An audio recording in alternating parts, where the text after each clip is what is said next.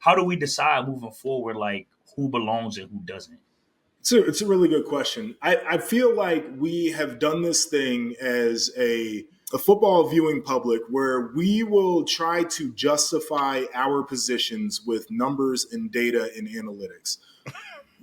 That's not how I look at football. That's not how the game is played. I watch the damn tape, right? Sure. I can confidently say some of the teams that were left out, I don't think played football better than teams that got in. My biggest issue with it is, if we're going to be honest, Alabama didn't deserve to be in.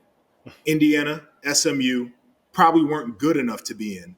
And that's why I keep saying that 12 teams is too many. Yeah, that makes sense.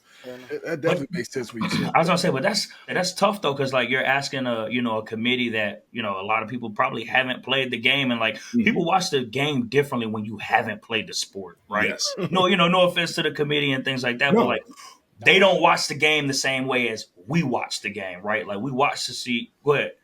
That's why there needs to be more of us on the committee, for sure. Right? Like, and I understand why the committee is comprised the way that it is, but I think we need more football watchers on the committee, at least to give an input on what's going on the field, right? Like to explain how things are actually happening for each team, what they do well, what they don't do well as a team, outside of what the data tells you, because I can pick stats that'll back up anything that I'm trying to say.